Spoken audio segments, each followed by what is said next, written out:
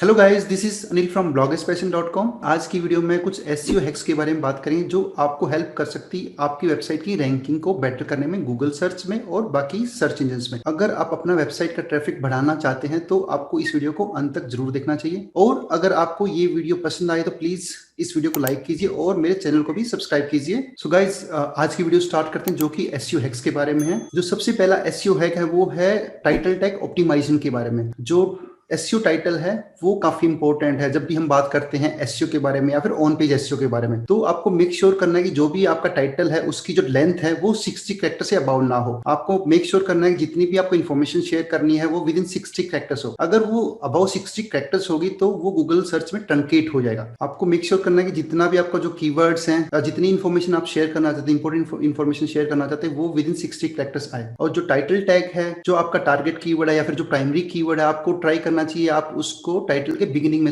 Use कर पाए। अगर आप बिगिनिंग में यूज करें तो थोड़ा सा आपको ज्यादा बेनिफिट रहेगा उस केस में। उसके अलावा आप अपने टाइटल को इंटरेस्टिंग बनाने के लिए इमोशनल वर्ड्स यूज कर सकते हैं, पावर वर्ड यूज कर सकते हैं, स्पेशल सिंबल्स यूज कर सकते हैं, कैरेक्टर्स यूज कर सकते हैं। उसके अलावा आप थोड़ा सा एनालाइज कर सकते हैं टॉप 10 रिजल्ट्स के टाइटल्स को और देखिए कि आप क्या यूनिक कर सकते हैं। तो बाकी कंप्यूटर्स की टाइटल्स को चेक कीजिए, उसके हिसाब से फिर आप ट्राई कीजिए कि आप कुछ अपना अलग से कुछ यूनिक बना पाए जो कि इंटरेस्टिंग है और जिसपे लोग क्लिक करें। तो हमें टाइटल इस टाइप से बनाना है कि जो बोर्ड्स के लिए भी परफेक्ट फिट है और यूजर्स के लिए भी परफेक्ट फिट है। एक बार लाइव एग्जांपल देखते हैं कुछ टाइटल टैग का। मैं एक सैंपल सर्च करता हूं गूगल में। मैं जस्ट सर्च करता हूं for Indian bloggers. So guys, मैंने यहाँ पे इंडियन ब्लॉगर्स एक कीवर्ड सर्च किया गूगल में। अगर यहाँ पे आप ब्लॉगस्पैशन का टाइटल देखें तो ये कंप्लीट आ रहा है। यहाँ पे इसमें कुछ भी ट्रंकेट नहीं हो रहा है और कंप्लीट इन्फॉर्मेशन देखिए यहाँ पे ब्लॉगस्पैशन फीचर स्निपेट्स में आ रहा है। उसके बाद अगर आप ये फर्स्ट रिजल्ट देखते हैं, यहाँ पे इस वेबसाइट का जो टाइटल है ट्रंकेट हो रहा है। इसका मतलब है कि इस वेबसाइट के ओनर ने अपना जो टाइटल है वो अबाउट 60 कैरेक्टर्स रखा होगा। तो हमें वो गलती नहीं करनी है। हमें ट्राई करना है कि जो हमारा टाइटल है वो विद इन 60 कैरेक्टर्स खत्म हो जाए, जिसमें कि स्पेसेस भी इंक्लूड हैं। बाकी अगर आप रिजल्ट देखें तो काफी क्लीन लग रहे हैं। यहाँ पे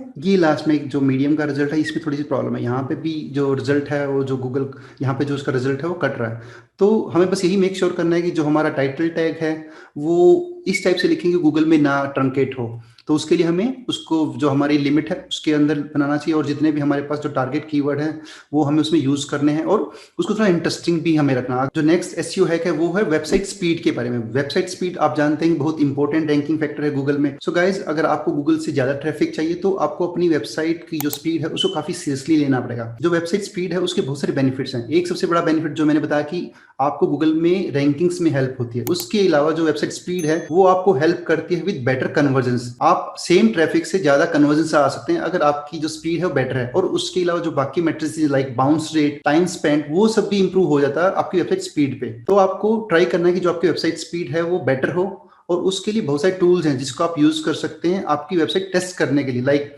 जीटी मैट्रिक्स है, पिंगडोम है। उसके अलावा गूगल का भी एक ऑफिशियल टूल है that's called Google developers page speed insights. तो आप इन टूल से अपनी वेबसाइट की स्पीड चेक कर सकते हैं। उसके अलावा बाकी जो कंप्यूटर वेबसाइट्स हैं उनकी भी आप यहाँ से स्पीड चेक कर सकते हैं। तो आपको क्या करना चाहिए कि आपकी साइट की स्पीड को आपको कंपेयर करना बाकी साइट से जो कि आपके टारगेट टर्म्स पे गूगल में रैंक करें। और आपको ट्राई करना है कि जो आपकी स्पीड है आपकी कंप्यूटर वेबसाइट से बेटर हो। अगर वो बेटर होगी तो आपके गूगल में उनसे ज्यादा अच्छा करने के चांसेस ज्यादा हैं। और गाइस, जो कोर वेब वाइटल्स हैं वो एक इंपॉर्टेंट रैंकिंग फैक्टर होने वाला फ्रॉम मई 2021। एक बार हम चेक कर लेते हैं ब्लॉगस्पैशन की स्पीड कैसी आती है इन टूल्स पे। गाइस, एक बार देख लेते हैं कि जो स्पीड टूल्स हैं आपको कैसे यूज कर सकते हैं। तो मैं क्या कर रहा हूँ, ब्लॉगस्पैशन का जो होम पेज है उसकी स्पीड को टेस्ट कर रहा हूँ जीटी मैट्रिक्स पे और उसके अलावा जो गूगल का टूल है उस पर टेस्ट कर रहा हूँ। एक बार वेट करते हैं कुछ सेकंड के लिए। तो आप इन सब टूल्स को यूज कर सकते हैं आपकी अपनी वेबसाइट की स्पीड या फिर बाकी किसी भी वेबसाइट की स्पीड को टेस्ट करने के लिए। आप प्रत्येक पेज की अपनी अलग स्पीड हो, होम पेज, इंटरनल पेज। तो अगर आप ब्लॉगस्पैशन का जो होम पेज देखें उसकी स्पीड है दैट्स 416 मिली सेकेंड। तो ये 1 सेकंड से भी कम है।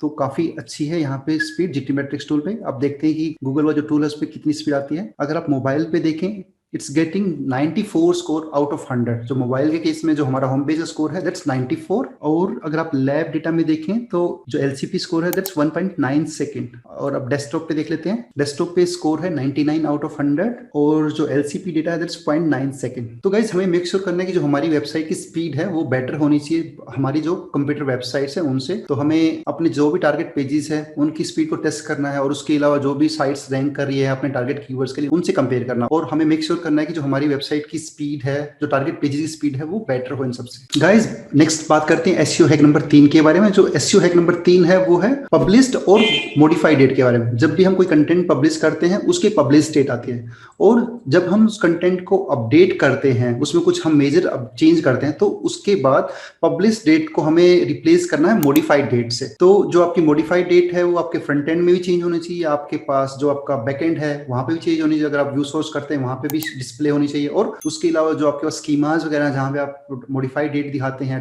वो भी चेंज होनी चाहिए। सो हमें मेक श्योर करना है कि जब भी हम अपने कंटेंट में कुछ मेजर चेंजेस करते हैं उसके बाद हमें वहां पे अपडेटेड डेट दिखानी है, ना कि पब्लिश डेट दिखानी है। तो जब भी हम उसको अपडेट करते हैं वो डेट आनी चाहिए वहां पे, और जब वो अपडेटेड डेट आएगी तो फिर गूगल जब उस पेज को नेक्स्ट टाइम क्रॉल करेगा तो गूगल अपने सर्च रिजल्ट्स में भी वो आपकी लेटेस्ट डेट दिखाएगा। तो एक सिनेरियो तो ये है कि आपकी जो डेट है वो बहुत पुरानी है, मतलब कि 2 साल 3 साल पुरानी है, और एक सिनेरियो क्या है कि उसमें अगर मान लो आपने कोई कंटेंट आज चेंज किया तो उसमें आज की डेट आएगी। सो यूजर्स जो है वो लेटेस्ट कंटेंट पढ़ना पसंद करते हैं, ना कि जो कंटेंट बहुत साल पहले लिखे गए हो।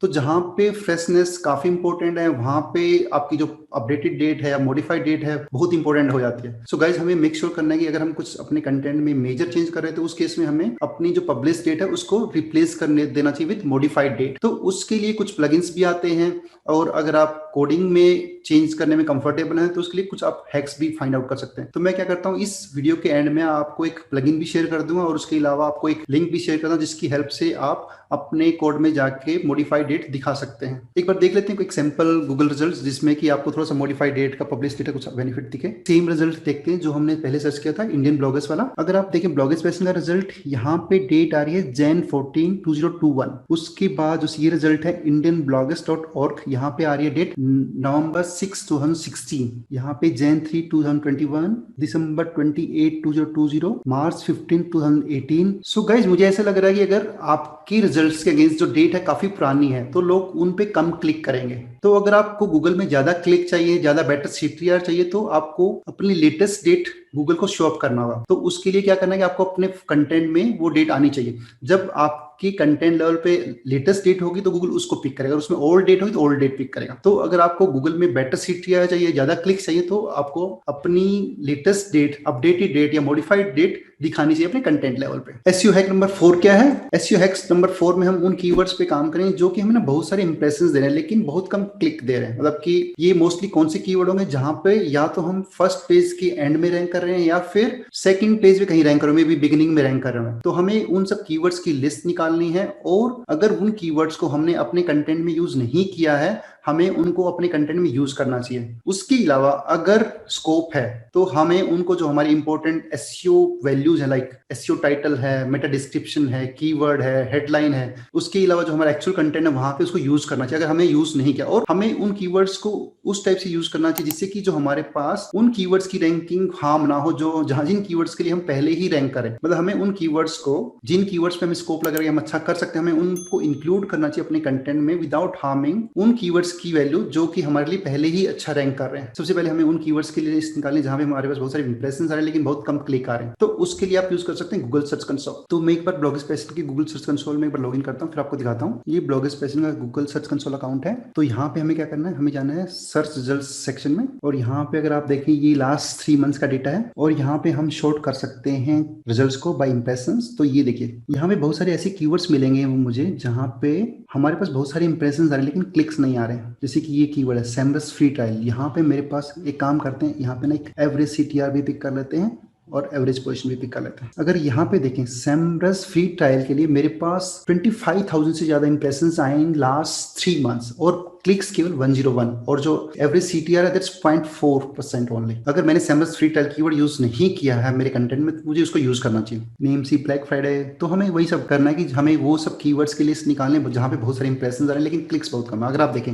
ऑनलाइन जॉब्स जो कीवर्ड है मेरे पास वहां पे 2500 से ज्यादा क्लिक्स आए हैं जहां पे 30,000 इंप्रेशंस थे, और जो मेरी CTR थी वो 8% से ज्यादा है। और उसके साथ ही जो कीवर्ड है जो मैंने आपको बताया सेमरस फ्री ट्रायल, वहां पे जो मेरा CTR है वो 1% से भी कम है। तो हमें वो सब कीवर्ड्स पे काम कर सकते हैं जहां पे हमारे पास CTR बहुत कम है और इंप्रेशंस काफी आ रखे हैं, तो वहां पे हमारे पास स्कोप है इंप्रूव करने का। तो आप इनको कह सकते हैं लो हैंगिंग फ्रूट्स। तो हमें उन सब कीवर्ड्स की लिस्ट निकालनी है जहां पे हमारे पास अच्छे इंप्रेशंस आ रहे हैं लेकिन क्लिक्स नहीं आ रहे। और अगर हमने अपने कंटेंट्स को उन कीवर्ड्स के लिए ऑप्टिमाइज नहीं किया है तो हमें उनके लिए ऑप्टिमाइज करना चाहिए। SEO हैक नंबर 5 है यूज ऑफ रेलिवेंट स्कीमास। तो हमें अपने कंटेंट में रेलिवेंट स्कीमास यूज करने चाहिए। जो स्कीमास हैं वो हेल्प करते हैं गूगल को हमारे कंटेंट को बेटर अंडरस्टैंड करने में। अगर हमारे पास how to kind of article like how to start a blog, तो वहां पे हमें how to kind of schema use करना चाहिए। अगर हमारे पास किसी प्रोडक्ट का रिव्यू कर रहे हैं तो हमें वहां पे रिव्यू काइंड ऑफ स्कीमा होना चाहिए। अगर हम कोई रेसिपी पे काम कर रहे हैं तो वहां पे रेसिपी का स्कीमा आना चाहिए। अगर हमारे पास कोई वीडियो है तो वहां पे वीडियो का स्कीमा आना चाहिए। अगर हम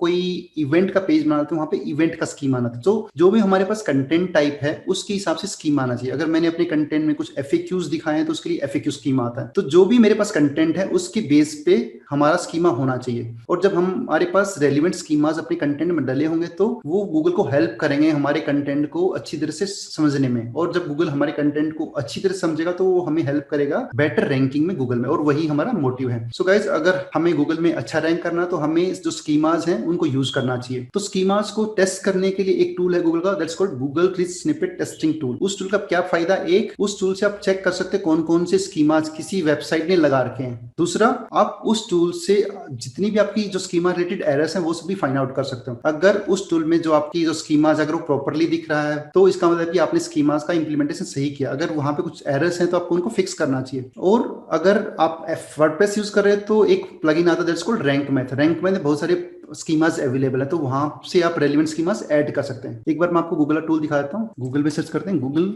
रिच स्निपेट टेस्टिंग टूल। मैं कोई आर्टिकल खोल लेता हूँ ब्लॉग एक्सप्रेशन का, फिर देखते हैं कौन कौन से हमें स्कीमास लगा रखे हैं वहाँ पे। जैसे कि मैं यहाँ पे सेमरस रिव्यू वाला आर्टिकल खोल लेता हूँ और फिर देखते हैं हमने कौन कौन से स्कीमास यहाँ पे लगा रखे हैं। तो इस टूल से मैं किसी भी वेबसाइट का होम पेज या किसी भी इंटरनल पेज का देख सकता हूँ कौन कौन से उसमें स्कीमा लगा रखे हैं। तो यहाँ पे प्रोडक्ट स्कीमा लगा रखा है, ब्लॉग पोस्टिंग स्कीमा लगा सकते हैं। यहाँ पे मैंने प्रोडक्ट स्कीमा लगाया हुआ है, ब्लॉग पोस्टिंग स्कीमा लगा हुआ है, उसके अलावा FAQ स्कीमा लगा हुआ है। और एक बार देखते हैं इसका क्या बेनिफिट होता है स्कीमा लगाने का। तो ये जो टूल था इससे आप चेक कर सकते हैं कौन कौन से स्कीमा किसी वेबसाइट लगा रहे हैं। और यहाँ पे कुछ एरर्स हैं, अगर मान लो आपने स्कीमा इंप्लीमेंट किया है तो यहाँ से आपका कुछ एरर्स हैं वो भी आपको डिटेक्ट हो जाएंगे। और जब आपको फिक्स कर देंगे तो जब अपने कंटेंट को वापस से वहां पे सबमिट कर देंगे तो अगर आपने उसको ठीक कर दिया तो वापस से वो ठीक आएगा। तो वहां पे दोनों व्यूज होते हैं, एक तो आप अपना URL सबमिट कर सकते हैं, उसके अलावा वहां पे कोड भी सबमिट कर सकते हैं। एक बार कुछ सर्च करते हैं, जैसे कि मैं जो हमारा सेमरस वाला कंटेंट उसी के लिए सर्च, सेमरस फ्री ट्रायल अगर मैं सर्च करता हूँ, या कुछ और सर्च कर लेते हैं। एक सेकंड, मैं सर्च करता हूँ WPX होस्टिंग रिव्यू। तो ये रिव्यू काइंड ऑफ क्वेरी है। तो यहाँ पे अगर आप देखें, यहाँ देखिए ब्लॉग एक्सप्रेशन का रिजल्ट आ रहा है और यहाँ पे उसके लिए आप देखें स्टार रेटिंग्स भी आ रहे हैं। तो जब आपके रिजल्ट्स के स्टार रेटिंग्स आ रहे हैं तो थोड़ा सा ना आपका जो व्यू है गूगल सर्च में डिफरेंट होता है। तो ये बेनिफिट आपके पास, जैसे कि यहाँ पे गूगल ने आपके लिए स्टार रेटिंग्स दिखा रखे हैं। तो ये आपको मतलब अपने प्रोडक्ट स्कीमा लगाया और यहाँ पे स्टार रेटिंग्स का बेनिफिट हो रहा है। कुछ और सर्च करते हैं, जैसे मैंने सर्च किया सबसेट कूपन। तो ये देखिए सबसे पहला रिजल्ट ब्लॉग एक्सप्रेशन का। और यहाँ पे अगर आप देखें ब्लॉग एक्सप्रेशन की FAQs भी पिकअप हो रहे हैं। इसका मतलब है कि जो हमने FAQs लगाए थे वो गूगल में शो हो रहे हैं। तो यहाँ पे हमने FAQ स्कीमा लगाया था, अब तो हमारे पास FAQs हैं कंटेंट लेवल पे और उसके साथ हमने FAQ स्कीमा इंप्लीमेंट किया। तो जो भी हमारे पास कंटेंट टाइप है हमें उसके हिसाब से स्कीमा लगानी चाहिए। अगर आप देखें यहाँ पे हमारे पास गूगल में हमें ज्यादा स्पेस मिल गया। तो जितना ज्यादा स्पेस आपकी रिजल्ट को मिलता है उतना अच्छा आपके लिए। सो गाइस, हमें जस्ट मेक श्योर करना है कि जितने भी हमारे कंटेंट टाइप हैं तो जो उनके अराउंड या जो रेलिवेंट स्कीमाज है वो हमें इंप्लीमेंट करना चाहिए। Now comes SEO hack number 6 जो है इंटरनल लिंक्स के बारे में। सो सबसे पहले तो हमें इंटरनल लिंक्स को यूज करना चाहिए और उसके अलावा जो हमारे पास जो इंटरनल लिंक्स हैं उनको हमें ऑप्टिमाइज भी करना चाहिए हमारे टारगेट कीवर्ड्स के लिए। जब हमारे पास कोई भी जब हम कंटेंट पब्लिश करते हैं तो हमें वहां से पुराने कंटेंट को लिंक करना चाहिए, जो भी नेचुरली कंटेंट को हम लिंक कर सकते हैं। और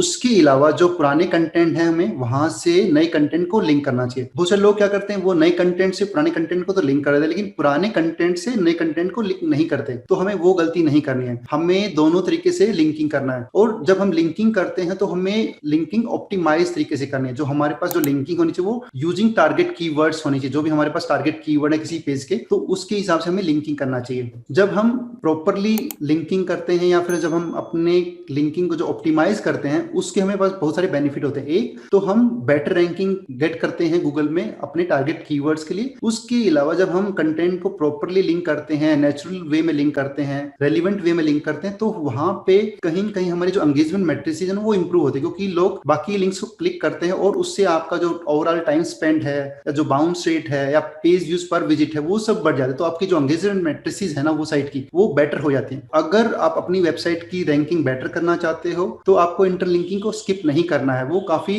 ईजी है, वो काफी इंपॉर्टेंट पार्ट है। अगर आपको अपनी वेबसाइट पे गूगल सर्च से ज्यादा ट्रैफिक चाहिए, अगर आप अपनी जो बाउंस रेट है या फिर जो टाइम स्पेंड है, वो जो यूजर एंगेजमेंट है, जो यूजर बिहेवियर है, उसको इंप्रूव करना चाहते हैं, तो उसके लिए आपको जो आपके इंटरलिंकिंग है उसको काफी सीरियसली लेना चाहिए। मैं आपको एक बार एक सैंपल कंटेंट दिखाता हूँ जहाँ पे हम जो इंटरलिंक कैसे करते हैं। तो मैं एक ब्लॉग स्पेस में कोई पेज कर लेता हूँ। ये जैसे लेटेस्ट कंटेंट है विच इज अबाउट नील पटेल। तो अगर आप इस कंटेंट को स्कैन करते हैं तो यहाँ पे देखते हैं कि हमने क्या इंटरलिंक किया। जैसे यहाँ पे अगर आप देखें, हमने एक कंटेंट को लिंक किया है। अगर आप इस लिंक पे होल्ड करें तो आप देख सकते हैं कि हमने यहाँ से लिंक किया है नील पटेल इंटरव्यू को। हमने नील पटेल का इंटरव्यू किया था अपने ब्लॉग पे कुछ टाइम पहले, तो हमने उसको लिंक किया है। तो जो लोग नील पटेल के बारे में और जानना चाहते हैं तो वो इस लिंक को क्लिक करेंगे। तो बाकी और देखते हैं हमने क्या लिंक किया हुआ यहाँ पे, एसईओ गुरु। तो यहाँ पे हमने एक और लिंक किया विच इज अबाउट, हमने एक ब्लॉग पोस्ट किया था टॉप एसईओ ब्लॉग के बारे में, उस कंटेंट को लिंक किया। हमने एक कुछ टाइम पहले गाइड लिखी थी what does SEO stand for. तो किसी को एसईओ के बारे में जानना है तो वो यहाँ से जान सकता है। उसके अलावा हमारे पास एक beginners guide to affiliate marketing लिखा है, तो हमने उसको यहाँ से लिंक किया। तो अगर आप देखिए तो हमने जितने भी लिंकिंग की वो रेलिवेंट वे में किए। अगर किसी को कुछ कंफ्यूजन है, किसी को कुछ किसी टर्म के बारे में जानना, तो वो इन लिंक पे क्लिक करेंगे और वहां से जितनी भी उनको डिटेल चाहिए वो निकाल सकते हैं।